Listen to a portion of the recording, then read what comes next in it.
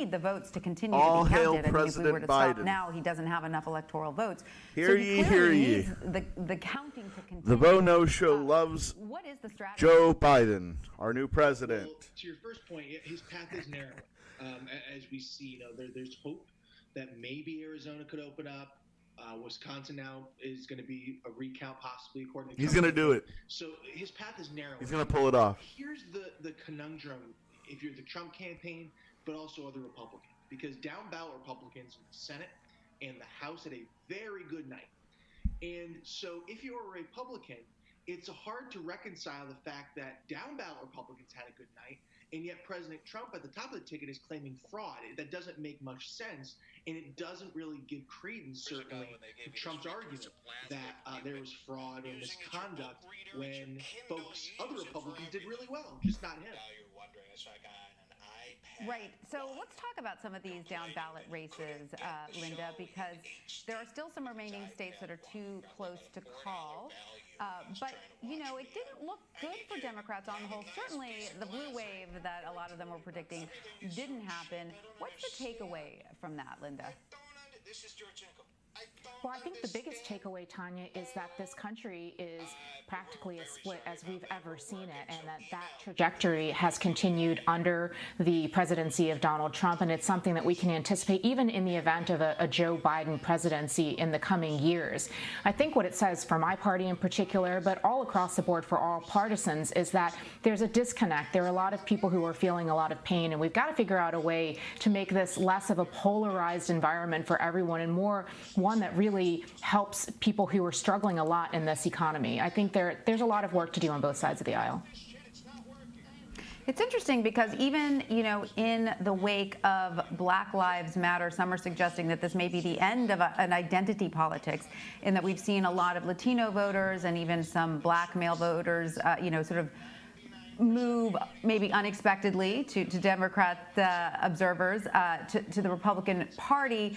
So, Matt, does that tell you there's opportunity here for Republicans? It could. Look, I think with every presidential election, especially every winning presidential election, they have their own unique coalition. Nothing like this is static. You can go from W. Bush to Obama to Trump the first time and maybe Biden now. Everyone has their own coalition. It does give possibly a blueprint or at least a way for the future that these people can be gettable, so to speak, that they shouldn't be written off. And quite frankly, if you had told me in 2017 that Trump would be getting the non-white voting percentage that he has, my jaw would hit the floor. And that was a huge difference in places like Florida. And that helped keep the margins down in places like Georgia, possibly. So in the aggregate, it could be a difference maker. So, let's go back to the presidential race. Linda, in the remaining states that are still too close to call, what does a path to the White House look like for Joe Biden? I think the path to the White House is exactly where they had kept their laser focus over the last few weeks. We've talked a lot on this program and others about how much time Joe Biden was spending in Pennsylvania. We're watching the mail ballots get tallied today, especially from heavily Democratic areas, including Philadelphia and Pittsburgh. And the numbers we're anticipating are going to trend very well for Joe Biden. So certainly if he gets Pennsylvania's 20 electoral college votes, that's basically it, game over. We also see that he's got a lead in Wisconsin and in Michigan, the two other states that, as we all know, were a huge part of Donald Trump winning the White House in 2016. And they're going to be nail biters to the very end. But I do think that ultimately those states will also go for Joe Biden. And Matt, what about you? What does the remaining path to the White House look, not the remaining path, he's already there, but what does it look like for President Trump to stay where he is? Well, first of all, Georgia is a must-win. He absolutely has to win Georgia right now, especially how the other states are looking, like Michigan and Wisconsin. He also obviously needs to keep Pennsylvania in his column. To Linda's point, so the more urban centers are coming in now. He needs to hold the margins down there. There is a possibility.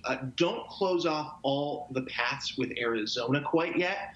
It isn't a great chance, but there are some pathways there for him to claw back some votes.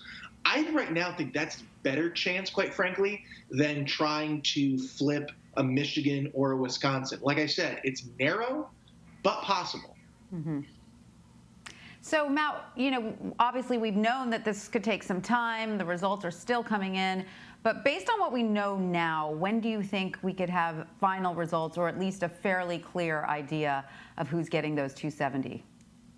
My guess, and again, this is just me speculating here, I think by the end of today, or maybe very early tomorrow, Michigan, Wisconsin, that's the ball game, folks. So I think that could be a timeline for us. Linda, you think the same?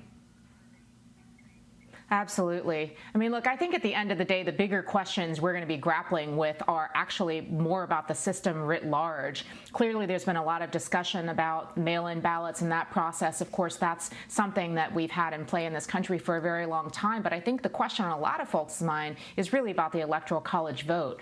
By the time we tally all of the votes that have come in, both during the in-person early and mail ballot period and yesterday during Election Day, it's going to look like Joe Biden is ahead by a historic total vote margin of probably around 7 million votes. And, that's something that we're just going to need to contend with overall when you look at how close the Electoral College numbers probably will end up being.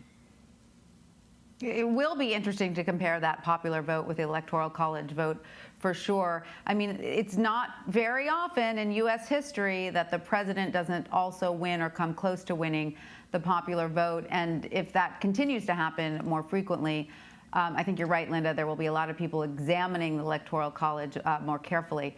But we've run out of time. Thanks to both of you, Linda Tran and Matt Gorman. Thank you so much for joining us. We really appreciate it.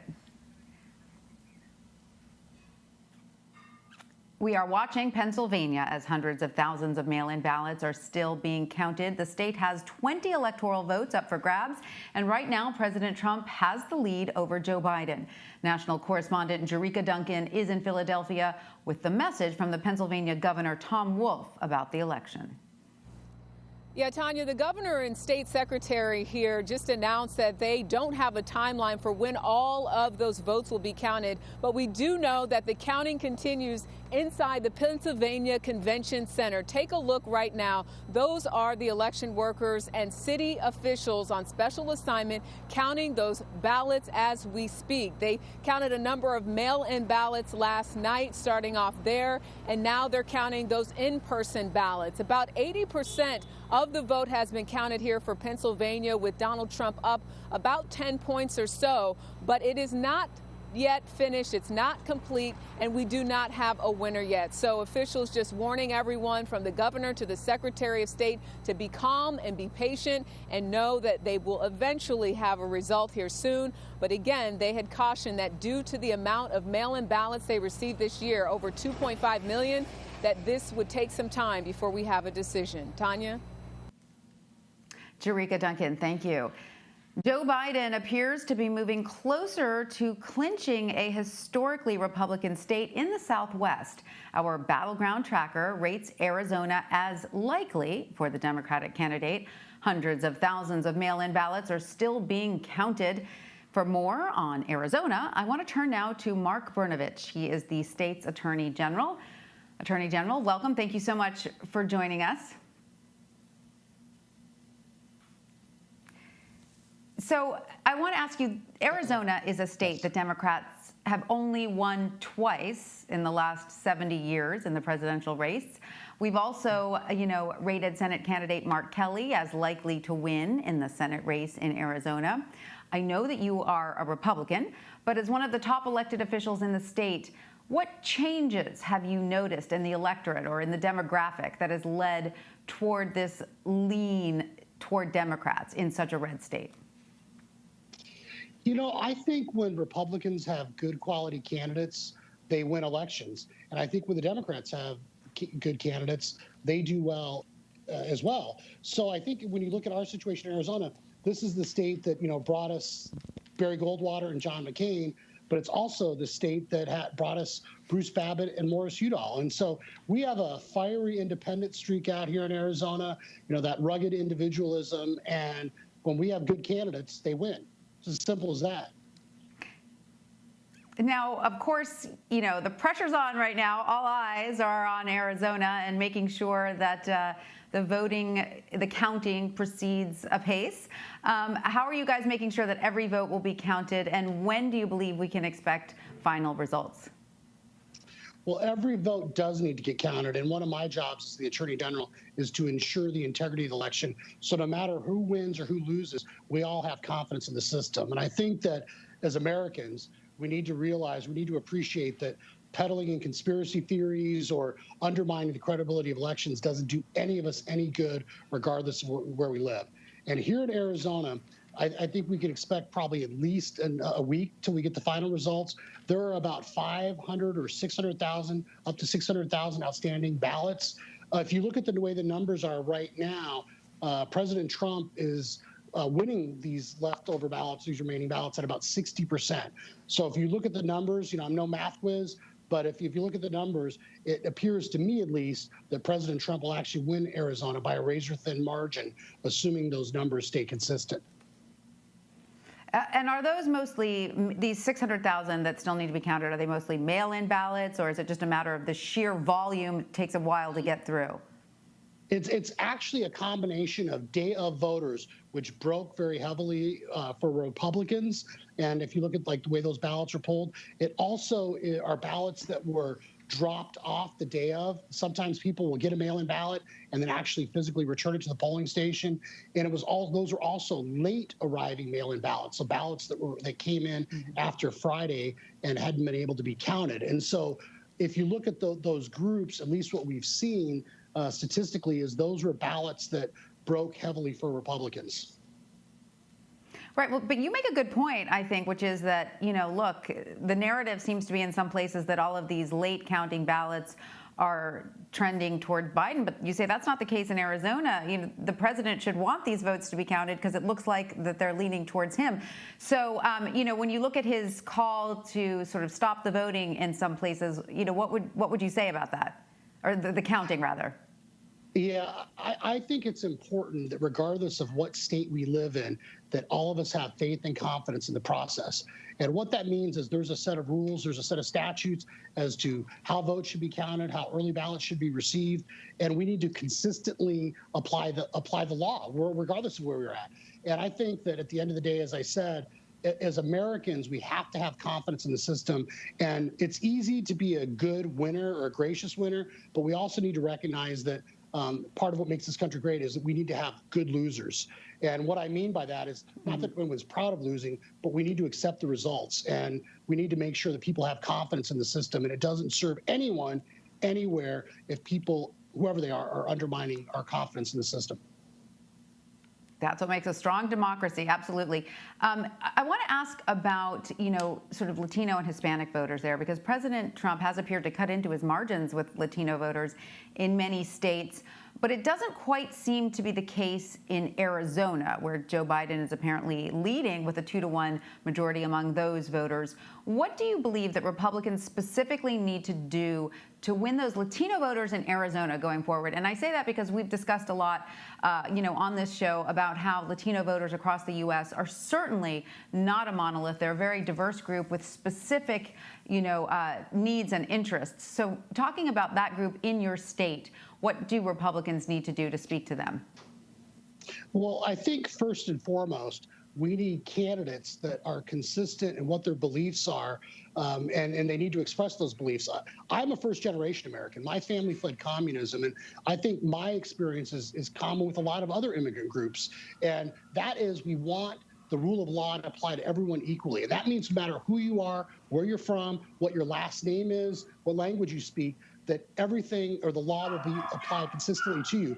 And too often in today's society, both Republican and Democrat, it seems like there's one set of rules that if you're powerful and wealthy and wealth connected, and there's another set of rules for everybody else. And so we need to ensure, and I think that whether they're Latino voters or Hispanic voters or Eastern European voters, that if we respect the rule of law and we're consistent and how that law will apply to everyone, regardless of who they are, that that is the way, I think, for Republicans to consistently get voters regardless of where they're from.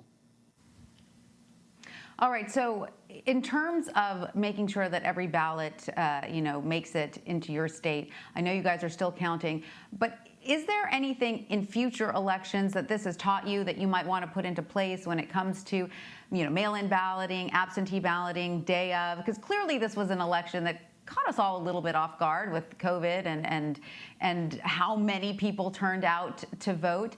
Are there any lessons that you'll be taking into future elections? Yeah, there's always lessons to learn, and there's always ways that you can improve.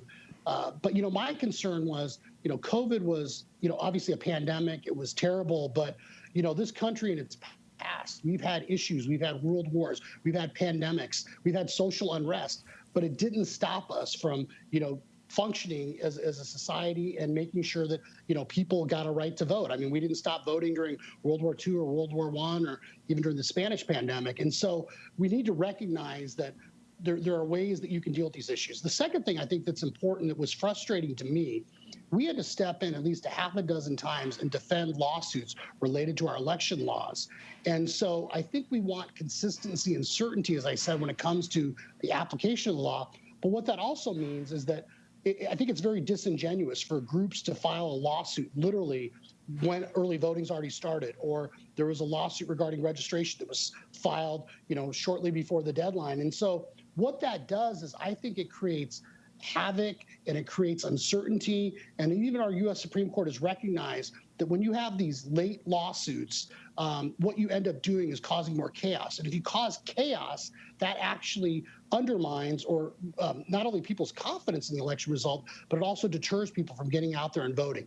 So I think it's important that as we move forward, that people know what the rules are and they don't try to undermine or change the rules at the last minute. And they don't try to find some federal judge to change the rules for them, or change the rules of a state legislator, because that's not the way our system works. And I think that undermines people's confidence in the system when you have one federal judge unilaterally rewriting a state's election laws, regardless of whether, what issue you want.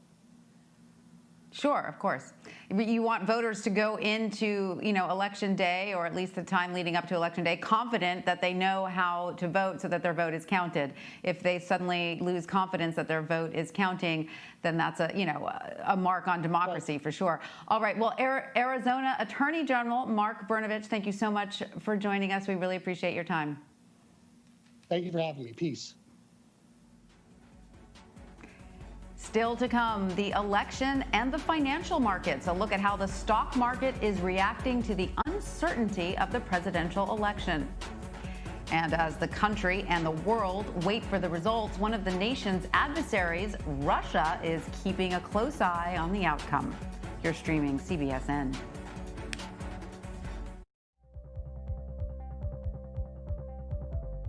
These are hard, tiring, taxing jobs, even before coronavirus came. This is my Clorox wipes, my Lysol. I have no idea what I'm walking into. I don't know if the customers are carriers.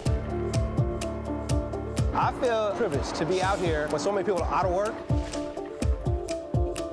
Did you ever think that you would find yourselves at the front line? We have the opportunity to bring something valuable to the community, and that feels good.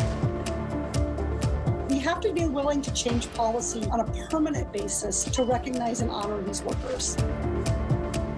Doesn't seem like it's worth the risk that you endure every day. I have to do what I can to take care of myself and my family. If you had the choice, would you stay home? Maybe, yeah.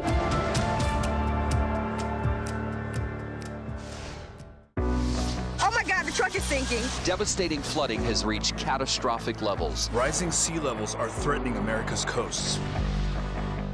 You would have to take that house and put it on stilts 10 feet tall. If the street is filled with salt water, what difference does it make how high you make your house? The concentration of the highest rental rates is exactly where the elevation is highest. This was the evidence to prove that climate gentrification was real. Pay $1,800 in 5 days or you have to leave. Were you scared? Yes. Every single person who stood up and said, I am not paying this rent increase, received an eviction. Haitians built this place and you're getting kicked out. Yes. the biggest names in politics. Whoa, that's news. Do you think that the president has the authority to send in active duty troops? Face the questions you want answered. Did the CDC let the American people down? Tell me about the decision. When was it made? Who made it? What is the next area that you are concerned about? What does that mean for the risk of reinfection here in the United States? You bring up a very good point, Margaret. Margaret, that's a great question. Face the Nation with Margaret Brennan on CBS.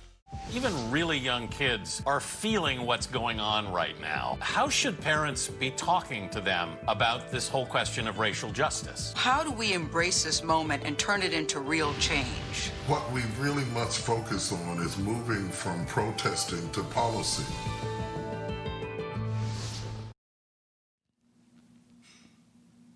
Investors are also waiting to learn who will be the next president of the United States. So for more on the financial markets, Heather Long joins me. She's an economics correspondent at The Washington Post. Hi, Heather. Great to see you. We, of course, don't yet know who will be occupying the White House, yet the markets have seemed to rally on this news, up sharply today. I'm certainly no market expert, but it seems to me the markets don't usually like uncertainty. So what can we make of this? Well, basically, the market looks at the two most likely scenarios, which is President Biden with a Republican Senate or President Trump with a Republican Senate.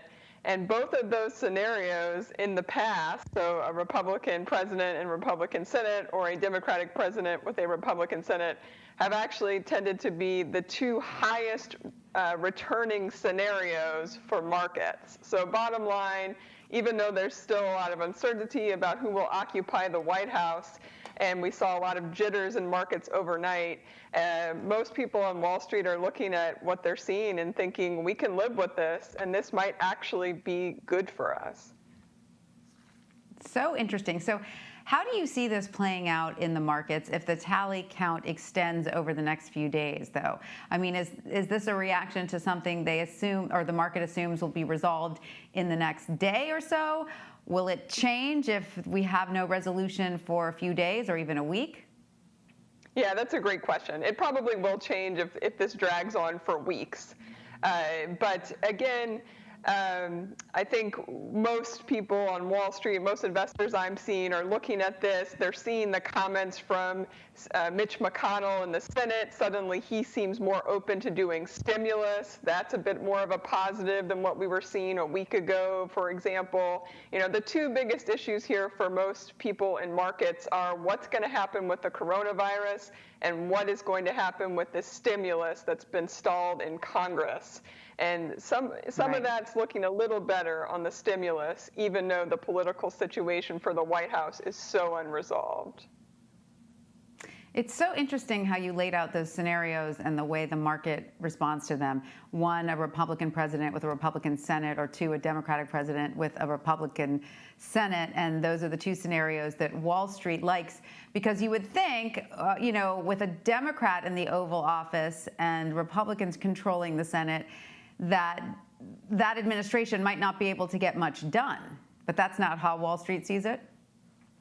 Well, that's exactly how they see it, but they see that as a positive scenario. So note after note in my inbox this morning from Goldman Sachs, from JP Morgan, from Barclays, from all these big banks is, hey, look, you know, it looks like we might have divided government going forward. You know what that means? It means that President Biden won't be able to do a tax increase. He wouldn't be able to do a big climate agenda like some sort of Green New Deal. He wouldn't be able to do a big overhaul of healthcare. And look at the stocks that are up big today. There's two big areas that are surging today. One is healthcare stocks, because basically the market is reading that there's not going to be a big change in the healthcare system in the United States in the next 2 years. And the other are tech stocks. And again, the market is looking at this, and if the Democrats, if there had been a blue wave, there would have been a lot of pressure on Democrats to break up some of these big tech companies. Now that that blue wave is not happening, tech stocks are soaring. There's much more of a belief that there isn't going to be dramatic change. But the Republicans have targeted the tech companies as well, though. This, for different reasons, perhaps. Their ideological motivations may be different, but there's certainly no indication that Republicans are going to look favorably on the big tech companies. Yeah, you're right. And you're obviously seeing a lot of anger and angst about that. Even today, some tweets from Republicans who are upset that some of the President Trump's tweets, for example, were being tagged as inappropriate or as not factual on Twitter. And so you're right. There's clearly going to be ongoing tension. But again, if you're Wall Street and they were pricing in before this morning, they're pricing in a blue wave. They're pricing in much more regulation. Things, it's all relative. That's what's going on. People are repricing things on Wall Street, and they are seeing a little bit less of a concern of heavy-handed regulation. Is that the right move for the country? We can all debate that going forward, but that's, I think, the reaction that you're seeing in the market. And you're right, if this drags on, the big wild card here for businesses and the market is, does this contested election drive societal unrest?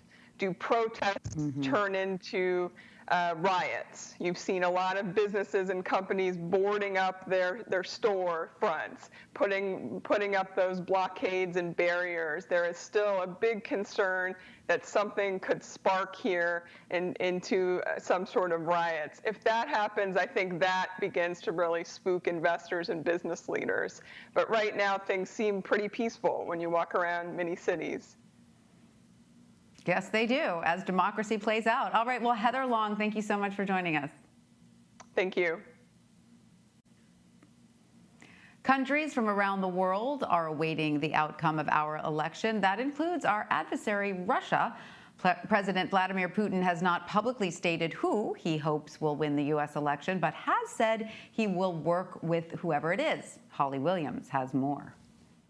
Well, Russia's President Vladimir Putin appeared on Red Square just behind me during celebrations for a national holiday here in Russia, but he said nothing about the U.S. elections. And Russia, which U.S. intelligence concluded interfered in the 2016 election with a clear preference for President Trump, has publicly at least been quite even-handed this time around. President Putin has even said that he'll work with whoever wins. Now, you might dismiss that as a smokescreen, but remember that experts in disinformation say that Russia's overarching strategic goal isn't about one election or one candidate, but rather about sowing public distrust in the U.S., including in the political process. And to that point, what we have seen is the Russian media portraying this U.S. election as potentially chaotic, embarrassing even, and symbolic of a dysfunctional system.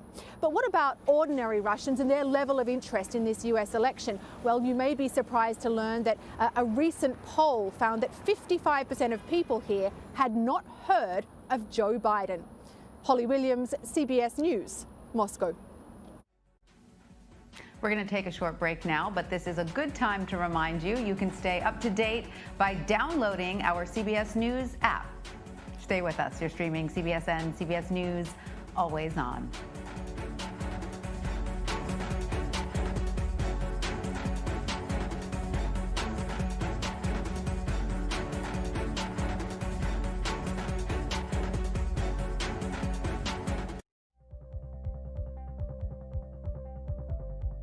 So, I've got a question for you.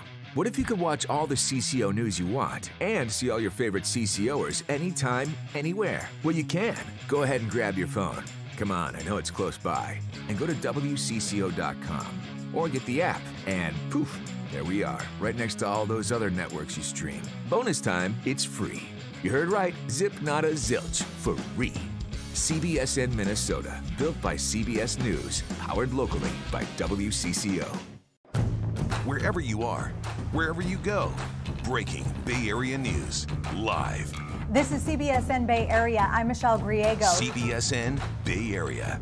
In your hand, on demand, and absolutely free. Highly updated top local stories and weather where you live. Available everywhere. Powered by KPIX5 News. CBSN Bay Area. Always on, always free at KPIX.com. We spoke to black officers all around the country about the challenges that they face. When you're not in uniform, are you ever concerned for your safety? Out of uniform, I'm just another guy. I'm a black man first. CBSN Pittsburgh, your neighborhood news, streaming 24/7. Anytime, anywhere.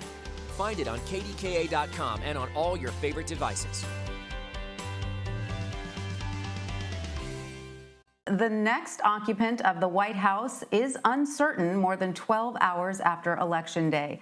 Millions of votes are still being counted in key states that will determine the presidency for the next 4 years. CBS News is making a new projection. Joe Biden has defeated President Trump in Maine. Nationwide, here's where things stand. CBS News estimates Biden has 227 electoral votes, while the president has clinched 213. Every state without a check mark on this map is too close to call. We are rating Wisconsin, Michigan, Pennsylvania, Georgia, and North Carolina as toss-ups. Elections officials in those states are working around the clock to tally votes. The outstanding vote count did not stop the president from falsely declaring victory last night at the White House. This is a fraud on the American public. This is an embarrassment to our country. We were getting ready to win this election. Frankly, we did win this election. So we'll be going to the U.S. Supreme Court. We want all voting to stop. To be clear, the president cannot declare himself the victor. Millions of votes are still being counted. It could take days to find out the final results. Biden acknowledged that in an address to his supporters last night while expressing cautious optimism. We feel good about where we are. We really do. I'm here to tell you tonight, we believe we're on track to win this election. We're going to have to be patient until the hard work of tallying the votes is finished. And it ain't over till every vote is counted. Every ballot is counted. CBSN's political reporter Caitlin Huey-Burns is standing by in Philadelphia, where the vote count is ongoing. Hi, Caitlin. So Pennsylvania's Secretary of State gave an update on the vote count today. Let's play some of her remarks. This is a process. We've got, somewhere, I don't know what the totals are going to end up at, but somewhere between 2.5 and 3 million ballots. And as I've said many times, we had 260,000 ballots cast by mail in 2016. So we will be at 10 times the number of mail ballots, and the counties are already approaching 50% done. So I urge everybody to remain patient. As Governor Wolf said, we are going to accurately count every single ballot. So, Caitlin, what's the estimate on how long this vote count could take? And what are Pennsylvania officials saying about the president's legal threats? Well, the secretary said that they're about halfway through that vote count and still have millions of more ballots to count. Here I'm in Philadelphia. Right behind me at the Pennsylvania Convention Center is where they're counting all the ballots from Philadelphia. And we still don't have quite a clear timeline as to when they'll be done. We know that they've had 150 staffers here in Philadelphia counting ballots in 8-hour shifts. So they've been working through the night and around the clock. This is the most populous county in the state of Pennsylvania. Allegheny County, which includes Pittsburgh, suspended their vote counting last night and resumed it at 10 a.m. this morning. So votes still being counted there. This is something that we knew about heading into election night, especially heading into Pennsylvania. Pennsylvania officials have been telling us for months that we shouldn't have expected the results on election night because they weren't able to open mail-in ballots to begin to even process them until election day. So that's led to why we're still waiting for vote counts here in Pennsylvania. Of course, this is a critical state. The margins are close, and both candidates are hoping to include Pennsylvania in their victory. It's more important for President Trump to win Pennsylvania than it is for Biden. Biden seems to have a couple paths forward without the state, but still, since they campaigned here very heavily in the final days, the president's team already trying to kind of denigrate the results here without evidence. We should say also that we spoke to lots of supporters of the president throughout the few days that we've been here who did cast their ballots by absentee as well. And so, Caitlin, what is the mood right now from both the Biden and Trump campaigns? I mean, we played some sound bites from earlier, from last night. What are they feeling right now? Well, here's where the two campaigns stand. We'll start with the Biden team. They believe that they are going to win Wisconsin, Pennsylvania, Michigan, and Nevada. They spoke to reporters on a conference call earlier today and said that those states, they look poised for victory. They also think that Georgia is a toss-up. They're waiting on the votes from Atlanta and figure that those will favor the former vice president. They have also looked at North Carolina and see North Carolina as actually tipping to President Trump. The president's campaign has put out a statement saying that they are prepared to ask for a recount in Wisconsin. If a race in Wisconsin is within a percentage point, a campaign can ask for a recount. So the Trump team has already signaled there. They are disputing returns already in Arizona. That race has not been called by CBS, but it is leaning Biden. So that's kind of where the map is right now. So key states to watch, of course, Pennsylvania, where I am, Michigan, Wisconsin, Georgia, and North Carolina. And Caitlin, what are the dynamics that we're seeing at play here with some of those states as the vote counts come in? We're seeing now more mail-in ballots start to be counted. Is that what's accounting for, some of the shifts? That's certainly why it is taking a long time. Remember, these states ramped up their vote by mail, their absentee voting programs in light of this pandemic to give people options to vote. Here in Pennsylvania, however, they expanded no excuse absentee as an option for voters before the pandemic. This was actually a bipartisan issue here in Pennsylvania. But it's also important to note that the reason that Pennsylvania and other states haven't been able to start opening up ballots is because there was resistance from Republican lawmakers here. There had been Democratic lawmakers asking for earlier processing of ballots to avoid this very situation that we're now in, where we're waiting for those votes to be processed and tabulated, but Republicans resisted that. So this is a very close race still. It's every vote counts, but we should also let our viewers know that these votes that we're talking about are all legal votes. These are all ballots that have already been cast. So that's an important message for our viewers as well. Absolutely. We are waiting on the count of legal votes. All right. Well, Caitlin Huey-Burns, thank you so much.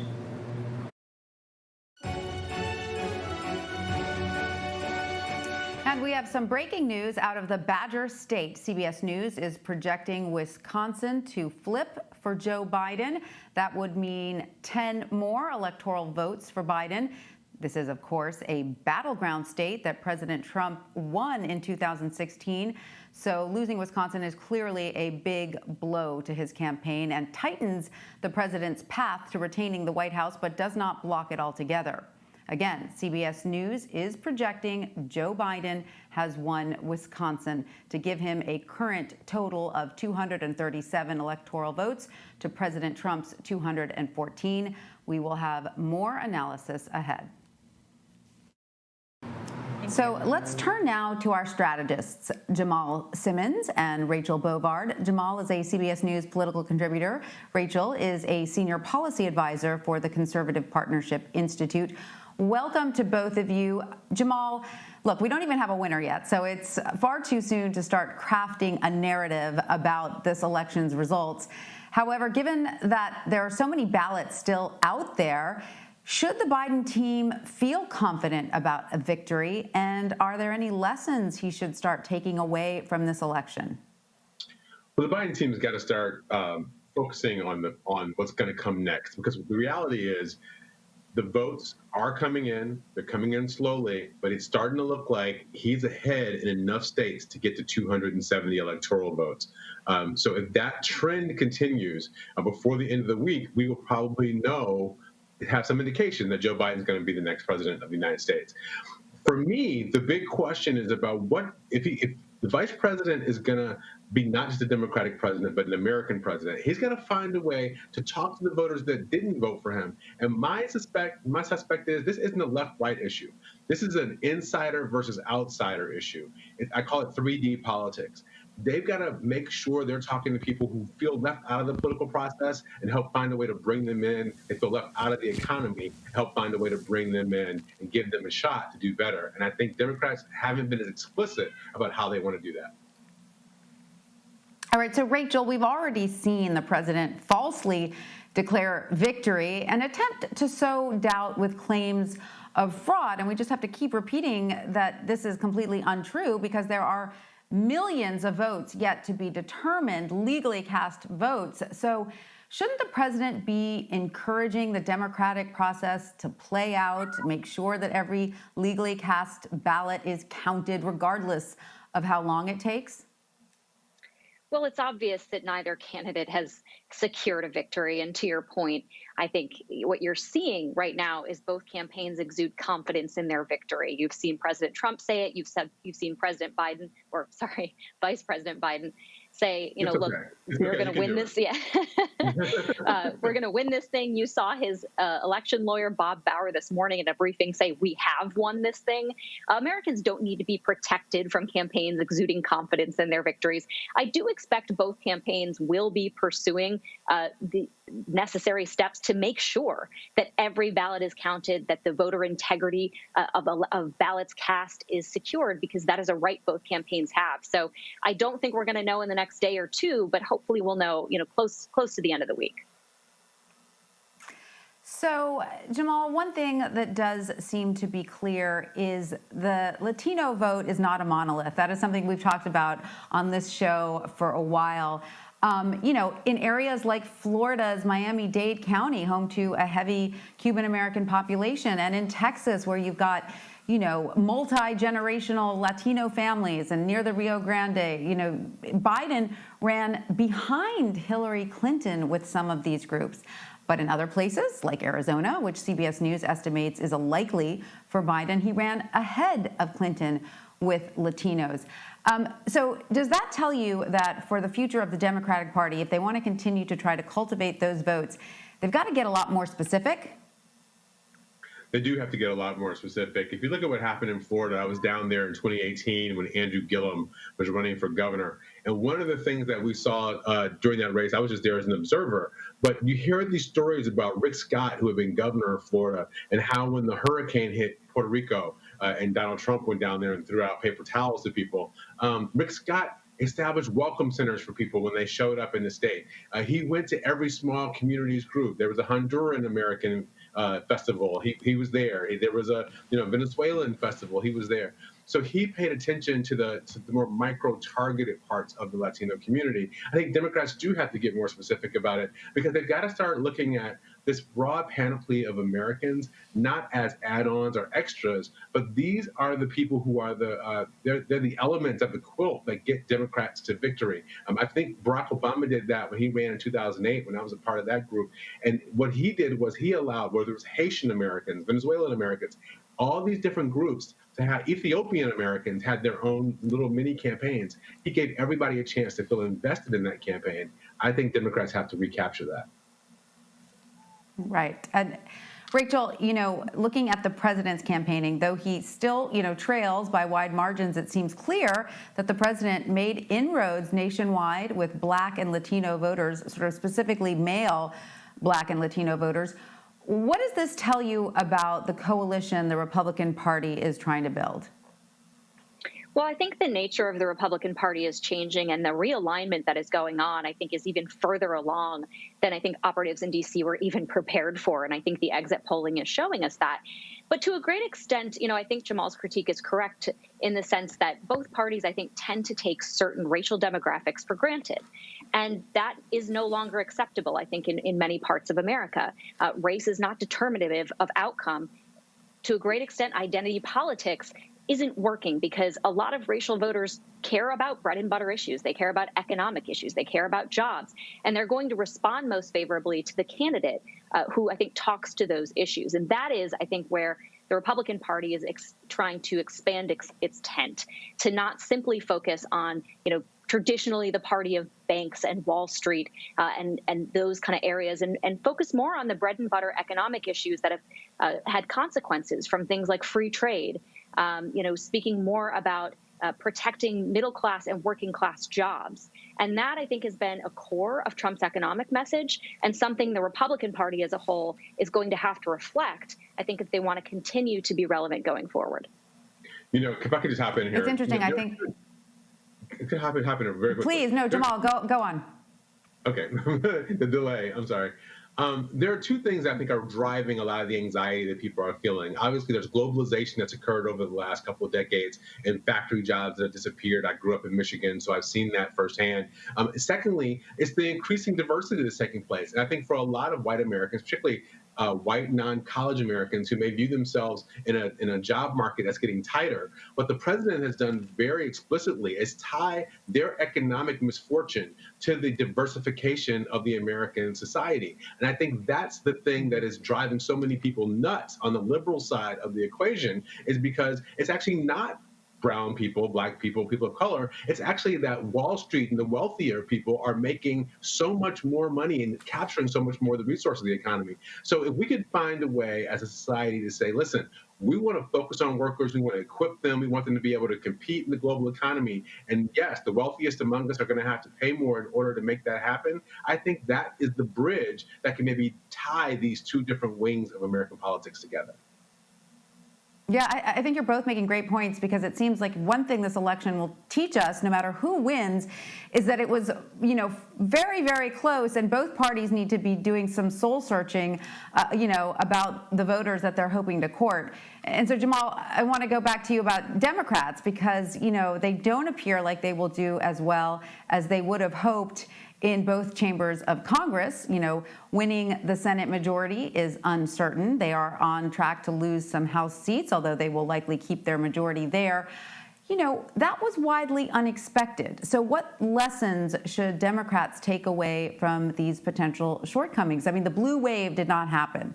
Do they need a shift in strategy or in leadership? What's your take? Yeah, the blue wave was like a trickle that came from the faucet. It wasn't really very much at all for Democrats this year. So listen, I think what's going to have to happen is, like we've been talking about, Democrats need a good diagnosis of the problem and some solutions about how to fix it. Globalization, technology, software, robotics that are coming that are hurting people. And we've got to figure out, if we're going to be a country that's so diverse, 43% of millennials are not white, 50% of the generation after them fit the same category. If we're going to stay together as a country, we have to start having explicit conversations about how we're going to do that. Donald Trump's having an explicit conversation, and it blames people of color. If liberals and progressives want to send people the other direction, they've got to get more clear about how it is we tie all these fortunes together. All right, well, great conversation, but we've run out of time. Jamal Simmons and Rachel Bovard, thanks to both of you for joining us. Thank you. Thank you. The balance of power in Congress still to come. Seats in the Senate and House are shifting and flipping in some states. We'll dive into the new congressional makeup. And weight of the world. The nation's allies and adversaries are standing by to see who will lead the United States. You're streaming CBSN, CBS News, always on.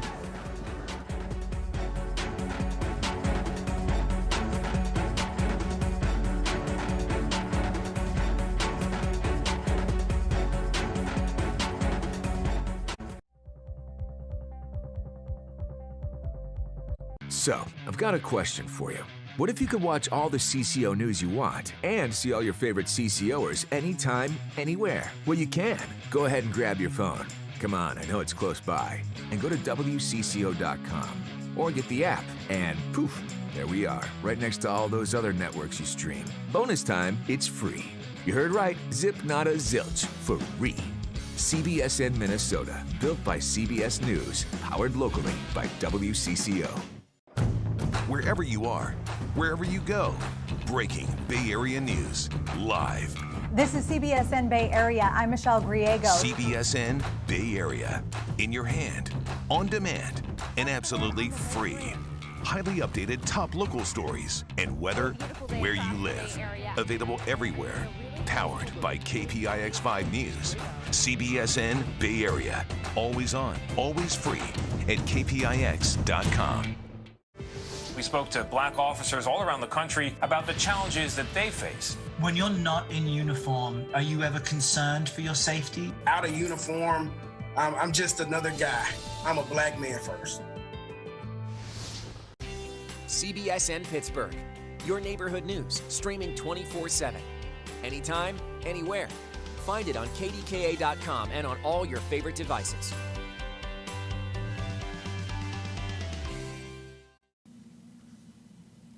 While the presidential race hangs in the balance, the control of the Senate is also in play. Some races in the chamber are still too close to call. Here's where we are now.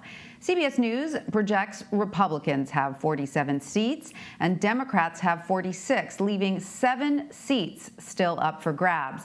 Either side needs 51 seats to take the majority. Bafta Yamam has more. It's a waiting game for the Democratic Party looking to wrestle control of the Senate chamber from Republicans. By early Wednesday, CBS News had projected 1 new seat for the party, with Colorado Democrat John Hickenlooper defeating incumbent Republican Cory Gardner. But that gain was offset by Doug Jones's projected loss to Republican Tommy Tuberville in Alabama. Democrats are eyeing Arizona, where it looks like Mark Kelly could pick up a seat from Martha McSally. Thank you, South Carolina. Top Republicans Lindsey Graham and Senate Majority Leader Mitch McConnell both survived challenges from well-funded Democrats. Tonight, Kentucky said we're keeping our front row seat in the Senate. The races remain a toss-up in Maine, North Carolina, Georgia, and Michigan. Democrats had high hopes of flipping some traditionally red states, but fell short in Iowa, Texas, and Montana. CBS News has not made a projection on the House majority, but Democrats have fallen short of their goals. The House predictions going in are a prime example of what I would call this irrational exuberance. QAnon supporter Republican Marjorie Taylor Greene is projected to win her Georgia district. The president's former physician Ronnie Jackson took a House GOP seat in Texas, and freshman incumbent Democrat Alexandria Ocasio-Cortez retains her New York seat. Bafta Imam, CBS News, Capitol Hill. The U.S. is officially out of the Paris Agreement. The United States is the only country out of nearly 200 nations who signed the deal to walk away from its promise to reduce gas-house emissions. President Trump announced in 2017 the U.S. would withdraw from the agreement. He formally notified the United Nations of the departure last year, but regulations meant that his decision had to wait a year to take effect. The U.S. could choose to rejoin the deal if a future president chooses to do so. Ahead on CBSN, the election is coming down to a handful of states. Michigan and Wisconsin are the two that could be the deciding factors of which candidate gets to 270 first. We will drill down on the numbers ahead.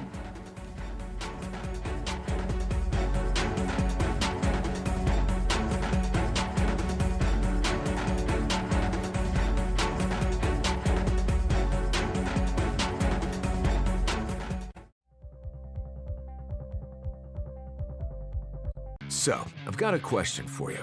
What if you could watch all the CCO news you want and see all your favorite CCOers anytime, anywhere? Well, you can. Go ahead and grab your phone. Come on, I know it's close by. And go to WCCO.com or get the app and poof, there we are, right next to all those other networks you stream. Bonus time, it's free. You heard right, zip nada zilch, for free. CBSN Minnesota, built by CBS News, powered locally by WCCO. Wherever you are, wherever you go, breaking Bay Area news, live. This is CBSN Bay Area. I'm Michelle Griego. CBSN Bay Area. In your hand, on demand, and absolutely free. Highly updated top local stories and weather where you live. Available everywhere. Powered by KPIX5 News. CBSN Bay Area. Always on, always free at KPIX.com. We spoke to black officers all around the country about the challenges that they face. When you're not in uniform, are you ever concerned for your safety? Out of uniform, I'm just another guy. I'm a black man first. CBSN Pittsburgh, your neighborhood news, streaming 24/7. Anytime, anywhere. Find it on kdka.com and on all your favorite devices.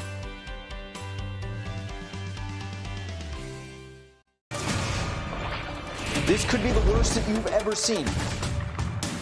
Fires are going to get worse, and hurricanes are going to get worse, and they already are. Firefighters struggle to contain over 600 wildfires. Do not let go. Thousands of people evacuated. It's hard to find a place that has not been affected. This is hurricane watch. Behind me, you can see that we are in the eye wall.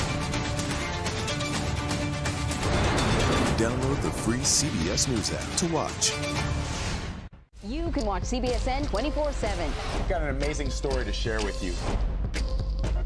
I understand you have some breaking news. How does it all play out? COVID-19 is impacting every American in one way or another. But if you're Asian American, you may also be getting the blame. Overt, in-your-face racism. I'm Elaine Quijano. Join me as CBS News helps make sense of the unique impact of the pandemic on our country's Asian American communities and why they are making their voices heard in the presidential election. We count. Our votes matter. Asian Americans battling bias. Watch free with the CBS News app.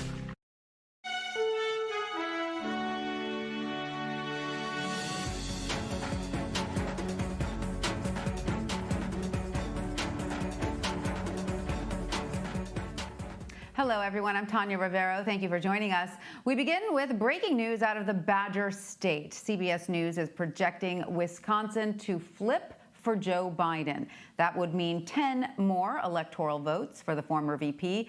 This is, of course, a battleground state that President Trump won in 2016.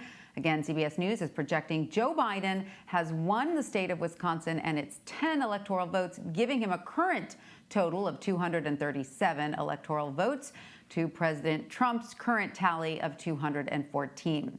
For more on this, CBS News 2020 campaign reporter Adam Brewster joins me from Detroit. Hi, Adam. So put this into perspective for us. What does this state win mean for Joe Biden?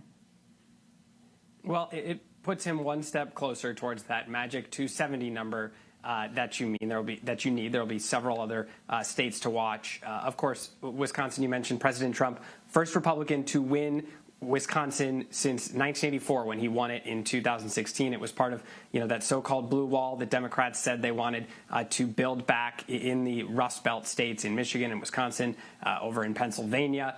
It has been a focus. Joe Biden used to talk about it on the campaign trail back in Iowa about how he was someone who could win in the Midwest. And so this is a win that would be significant for him and puts him, or a projection, I should say, that puts him, one step closer to that 270 mark. I mean, we should probably also point out that all of this is happening against the backdrop of the coronavirus.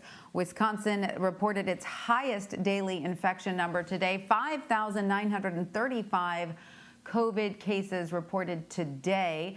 So surely this must have played into the race there? In polling there, it had shown in Wisconsin that people thought Biden was better fit, to handle the COVID-19 pandemic. It has hit the state hard in September and October, and so it was at the forefront of many people's minds who were voting for former Vice President Biden. Now, I was in Wisconsin a lot towards the end of October. I went to 3 of the president's rallies there, and his supporters were not so concerned about the coronavirus compared to Biden's supporters. Of course, that was shown in the exit polls, that difference between the two. So, for people who were upset with the way the pandemic had been handled, this was certainly something that factored into their decision. I'm just curious, at those Wisconsin rallies of the presidents that you attended, was there a lot of social distancing or masks, or was that largely absent?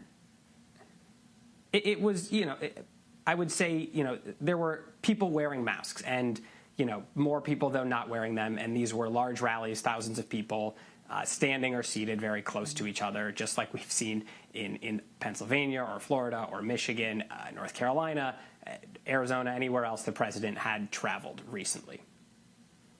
Right. All right. So pulling back and looking at the bigger picture a little bit now, what does it say that Joe Biden was able to flip this state from President Trump, who won it in 2016? As you pointed out, that before 2016, it had a pretty solid Democratic history.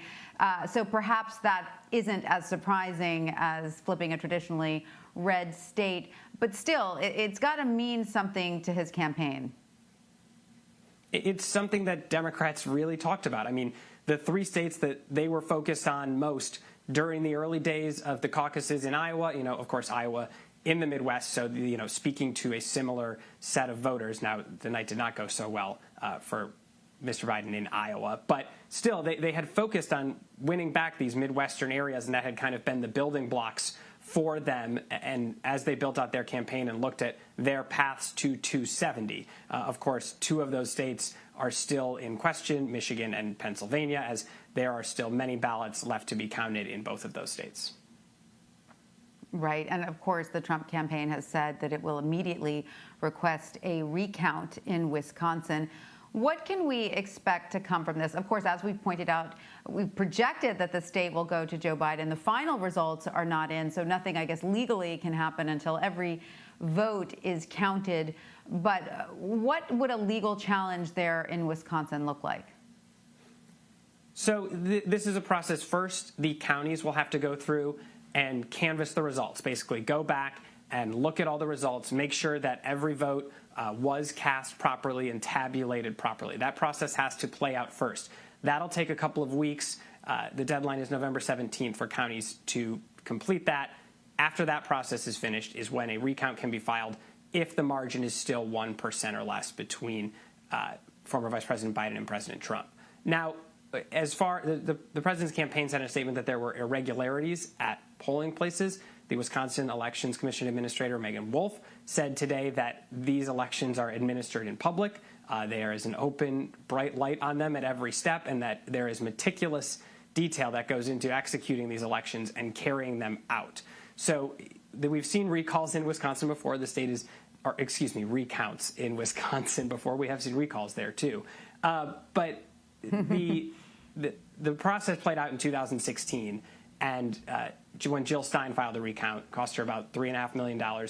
It netted the president about 130 votes from that process. Now, if it will play out the exact same way, we don't quite know yet, but there's going to be a little bit of a wait-and-see period before a next step is able to be taken.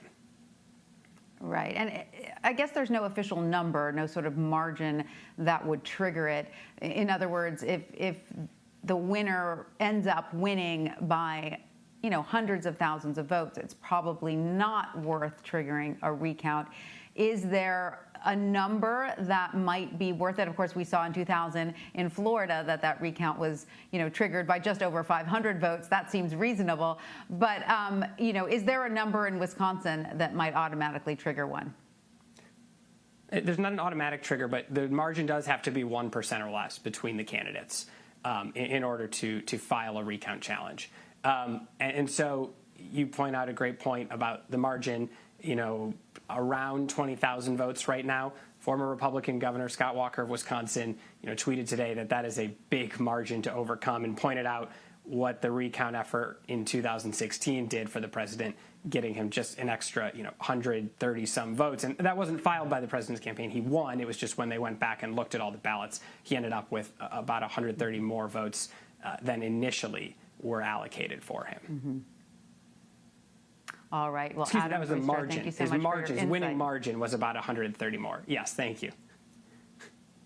Got it. All right. Thank you so much, Adam. Georgia and North Carolina are both still too close to call. In North Carolina, there are 15 electoral votes up for grabs. President Trump has a small lead in the state right now, but it is a very tight race. There have been several vote counting setbacks in Georgia, a state that offers 16 electoral votes. Georgia's largest county, Fulton County, is still tallying. That area includes most of Atlanta, which is a Democratic stronghold in the state. Officials say they are attempting to complete the election count today. Campaign reporter Lecrae Mitchell has been following the race from Tampa, Florida. Lecrae, thank you so much for joining us. So What's the latest out of Georgia and North Carolina? Is this another case of the mail-in ballots being counted just more slowly? So we do have mail-in ballots that still need to be counted in these states. And I'll start with, according to our editorial election app, with 93% of the expected vote in, President Trump is leading in Georgia by more than 85,000 votes. But it's still a toss-up, and it could be because of this.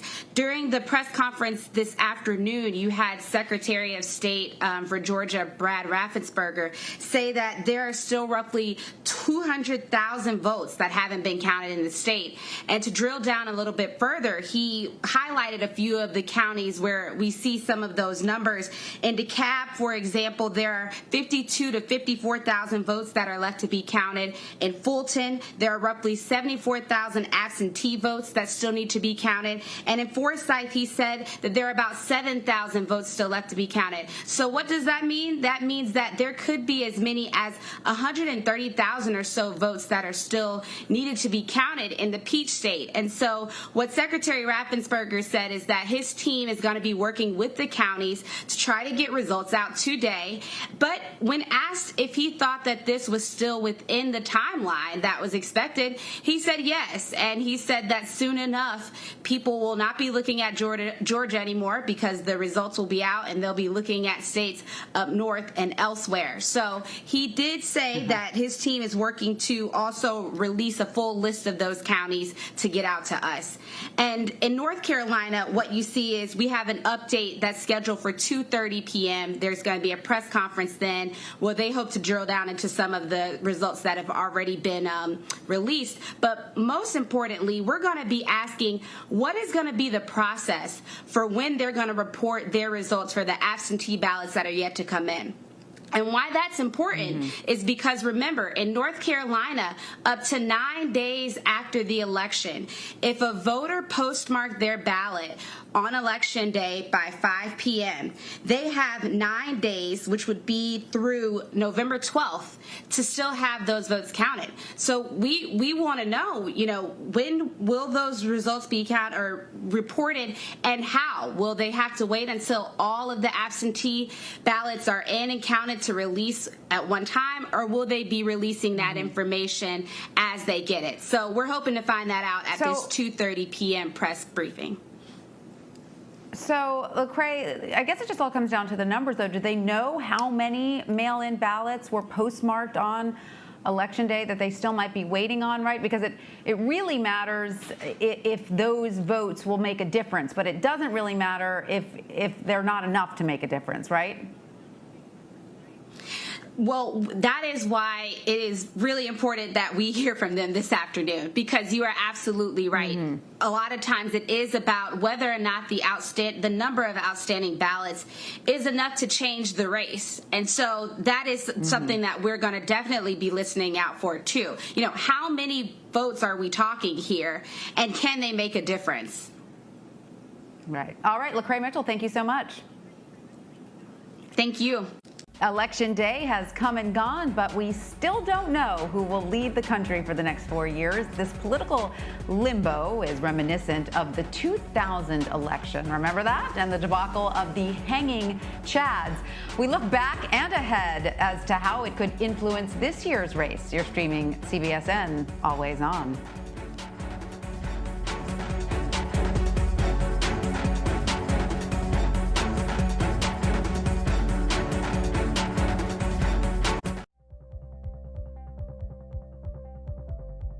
Go to the ends of the earth. Right now. We got something crazy.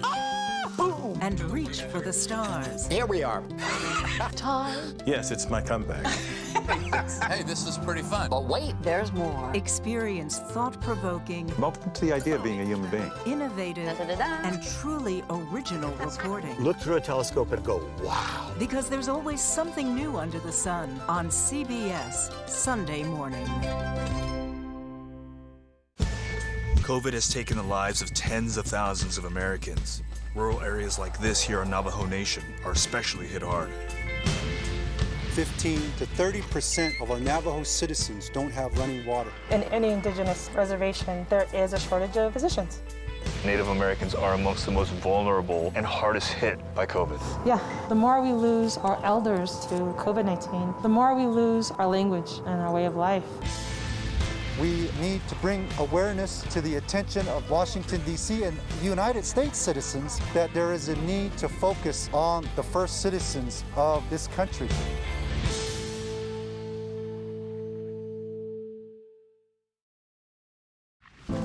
In 60 years, we went from about 100,000 factory workers to probably about 7,000. Off in the distance, you can see some factories that are still humming, but most of them are just kind of abandoned. The restaurant industry right now is one of the largest and fastest growing industries in America. And yet it continues to be the absolute lowest paying employer in the United States. Barely anybody's making enough to live. You were donating plasma to get by. It's literally a slave wage. I don't remember growing up like this. My mom didn't have to go to food banks. It's pretty sad. Even really young kids are feeling what's going on right now. How should parents be talking to them about this whole question of racial justice? How do we embrace this moment and turn it into real change? What we really must focus on is moving from protesting to policy. Join Gail, Anthony, and Tony on CBS This Morning.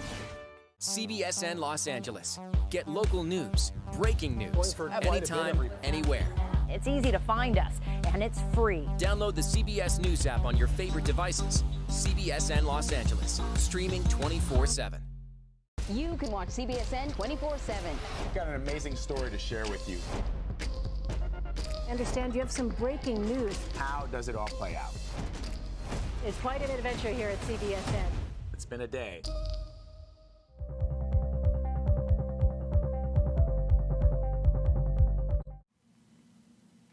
Most of us can remember the year of the hanging chads, those punched-style ballots that helped determine the race for president in 2000. There are still several key battleground states that are too close to call in the 2020 election. Michigan, Pennsylvania, Wisconsin, and North Carolina are still up for grabs. As more mail-in ballots continue to come in, it could take several days to get a final decision from those state election officials. The delay in election results is eerily reminiscent to the 2000 election between then Texas Governor George W. Bush and the former Vice President Al Gore. On election night, the results were too close to call, which forced a recount in the state of Florida. After a month-long legal battle, the Supreme Court, in a 5-4 decision, ruled to end the vote count. George W. Bush went on to win the recount, claiming the state of Florida and ultimately winning the election by a margin of 537 votes. Early this morning, President Trump spoke from the East Room in the White House to address the election where it stands now. Although the race is still too close to call, Mr. Trump falsely declared victory while claiming the election was open to fraud. This is a fraud on the American public. This is an embarrassment to our country. We were getting ready to win this election. Frankly, we did win this election. So we'll be going to the U.S. Supreme Court. We want all voting to stop. Justin Levitt joins me now from Los Angeles. He's a professor of law at Loyola Law School. Justin, welcome. Thank you so much for being with us. So, as you know, President Trump is currently holding a slim lead in several key states. As we've heard, Mr. Trump will be requesting a ruling from the Supreme Court to prevent states from counting any additional ballots after Election Day. Number one, I want to know if this is legal. And number two, he can't really be asking for an end to the counting, because if we were to stop now, you know, Joe Biden has more electoral votes. So he's asking for a very specific end to the counting, correct? He's asking for something that doesn't really exist. He's asking for disenfranchising military voters. He's asking for essentially cutting off a 9-inning game in the end of the first inning. And while I'm sure Tampa Bay would have loved the same thing, in Game 6 of the World Series to stop all of the playing after they scored the first run in the first inning. That's not how this works. The president is manufacturing a reality. This is not the first time that doesn't exist. So we know how the election in 2000 ended with all those hanging chads in Florida. It's almost become the butt of a joke, right? How did the decision then set a precedent for what may be a legal challenge now, 20 years later? I don't actually think we're in Bush versus Gore territory yet. I understand why people are concerned about it. It's certainly a lot of people very anxious about this election, like they were anxious about that one. We have a president claiming that the election is going to go to the Supreme Court, so naturally people think that might happen. I don't think we're anywhere close to that yet. As you pointed out, in 2000, Florida, the difference was 537 votes. That's astonishingly close. That's a razor finish. Even though the election's still, at the moment, too close to call, too close to project, we still have millions of ballots left to count in some of the states you mentioned, in Pennsylvania, and Michigan, and Wisconsin. And unless, at the end of that count, the margin is 537 votes close, I think the people are going to decide this election, not the courts. We're just waiting for the ballots to come in. When we've added them up, it's probably going to be too high a margin to erase with litigation. Right. You make a very good point. We're still waiting for millions of ballots to be counted. So having that razor thin of a margin is unlikely, or at least there's no indication of it yet. So, just going back, though, to 2000, the Supreme Court made several key rulings in the state of Florida, which eventually led to George W. Bush, taking the election. Explain, what made the decision to stop counting ballots so controversial? Because it's my understanding, and correct me if I'm wrong, there were still, over 100,000 ballots that didn't get counted? Well, in Florida, and this is really important to remember, the Supreme Court didn't stop a count, it stopped a recount. So there was a count of the ballots in the initial days after Election Day. We've never had an election night result that is official. We've had projections. We've got some projections now of what we guess will happen. But the official results come in 2 to 3 weeks later when local officials and state officials certify the election. That happened in Florida. And then the race was too close at that point to figure out who had won, so we had to do a recount. We had to not only take that first answer, which we haven't gotten yet, we had to then look and see whether we could come up with a second answer. In Florida in 2000, there were all kinds of different procedures being used, different standards at different times in different counties. And the Supreme Court did, yes, in a very controversial move, eventually say, we have to stop this recount process because we can't be sure it's accurate. But all of that happened well after any phase we're in now. We haven't even gotten the first count done, much less a recount. So I think we all should step back and be a little patient. We got plenty of time to worry about whether we're going to be in a Bush versus Gore situation if the margin is 537 votes close. Let's wait for the end of the count before we even get anywhere close to that. Right. Really quick question, being a lawyer and being a professor of law, there are some people that say, look, if this does become a legal issue, I agree with you, we're way too early to say that it will, but if it does and it goes all the way to the Supreme Court, do you think Amy Coney Barrett should recuse herself because of the appearance of bias? I'm not sure we'll ever get into a zone anywhere close to that. The fact that the count may be close doesn't mean it's going to be that close. The fact that it's, even if it is that close, doesn't mean it's going to be litigated in court. Even if it's litigated in court, I don't know that it's going to go to the Supreme Court. Remember, they get to decide which cases they want to take. And I think there are a lot of justices who think whatever the legal issue involved, they'd much rather stay out of this fight. They saw the backlash to what happened in 2000. A lot of people thought that politicized the court and it diminished the court as an institution. So even if we get to that point, and again, really, really low probability it's going to be anywhere close to that, I don't know that the court is going to want this case. They view themselves as above any individual partisan fight. They're not out playing for a partisan team. They're very conservative, they're very progressive. Individual justices have leanings, but they don't necessarily want a Republican to win or a Democrat to win. They don't want Trump or Biden to win. And I think that's going to factor into any decision that comes anywhere through the judicial system at any point about whether the Supreme Court wants to stay the heck away from all of the trouble it encountered in 2000. It would probably be wise. All right. Well, Professor Justin Levitt, thank you so much for joining us. We really appreciate it. Of course. Coming up in our next hour, no decision. The presidential race still up for grabs with millions of ballots still being counted in crucial battleground states. We are on the ground in states that will decide the presidency. And history was made for the Progressive Caucus as two black men who are openly gay claimed victory last night. Plus, the stock market is feeling the effects of the toss-up in the presidential election. Those stories and much more when we return. You're streaming CBSN.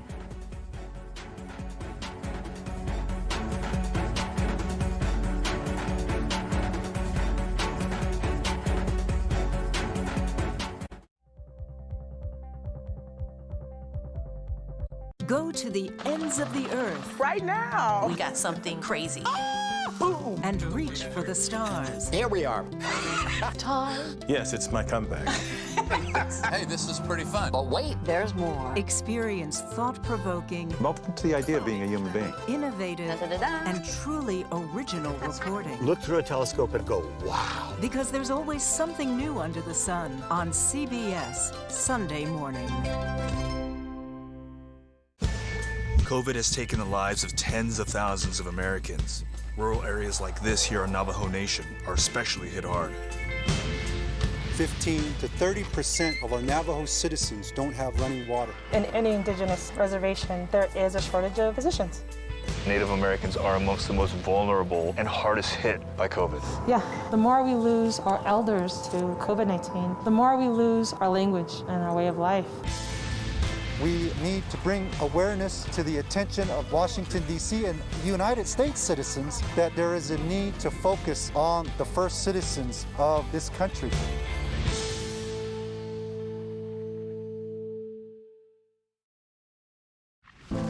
In 60 years, we went from about 100,000 factory workers to probably about 7,000.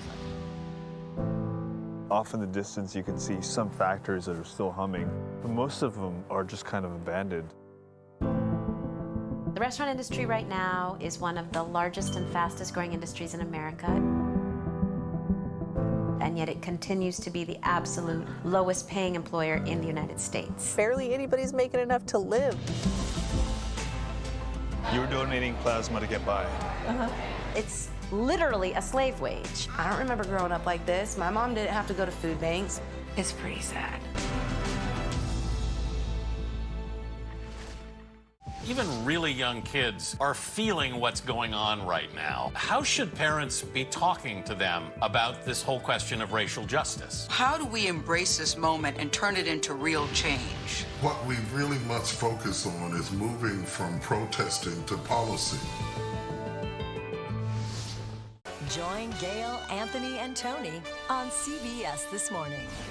CBSN Los Angeles. Get local news, breaking news, anytime, anywhere. It's easy to find us, and it's free. Download the CBS News app on your favorite devices. CBSN Los Angeles, streaming 24/7. You can watch CBSN 24/7. We've got an amazing story to share with you. I understand you have some breaking news. How does it all play out? It's quite an adventure here at CBSN. It's been a day.